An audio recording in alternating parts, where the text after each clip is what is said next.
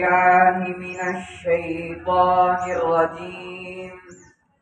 بسم الله الرحمن الرحيم.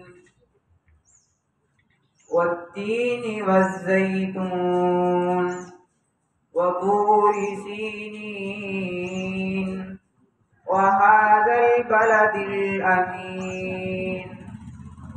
لقد خلقنا الإنسان في أحسن تقويم ثم رددناه أسفل سافلين إلا الذين آمنوا وعملوا.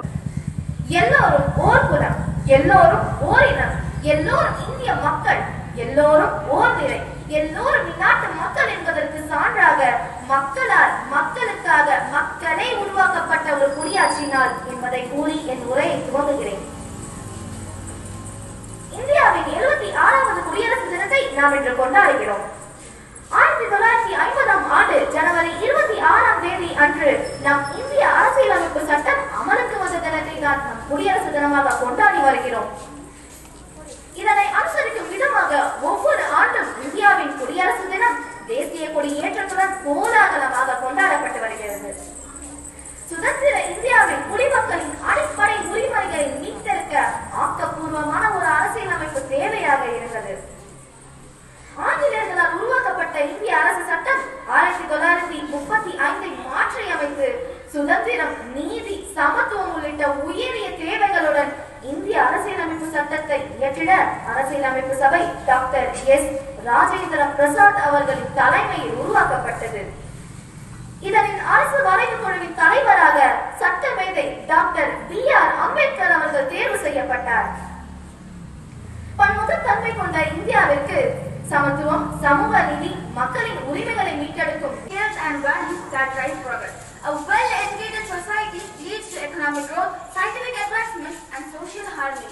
For us students, education is not just about textbooks and exams. It's about understanding our rights and responsibilities as a citizen of India. It teaches us to respect diversity, contribute to society, and dream for a better future. Our Constitution emphasizes the right to education because it's the foundation of equality and opportunity. As students, we must utilize this privilege to not only excel but also uplift others around us.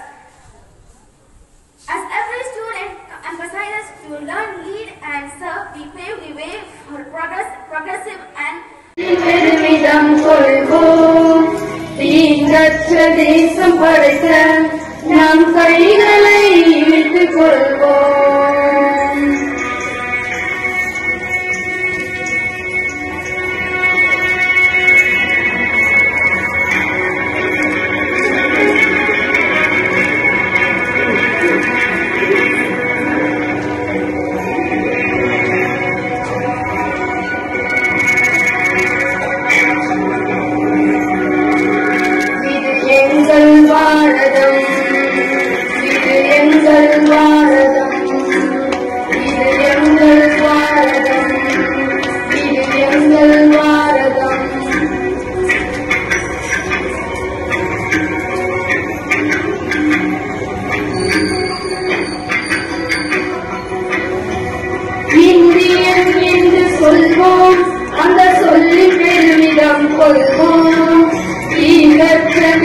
படைக்க நம் கைகளை இழுத்துக் கொள்வோம்.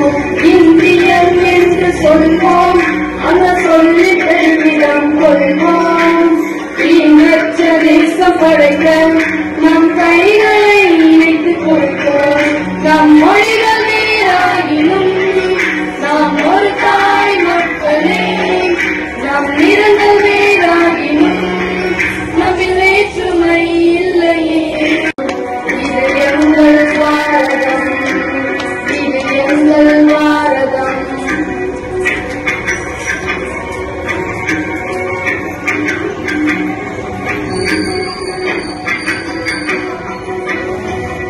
Indian என்று சொல்வோம், அந்த சொல்லி பெருமிதம் கொள்வோம். தீங்கற்ற தேசம் படைக்க நம் கைகளை இழுத்துக் கொள்வோம். இந்தியன் என்று சொல்வோம், சொல்லி பெருமிதம்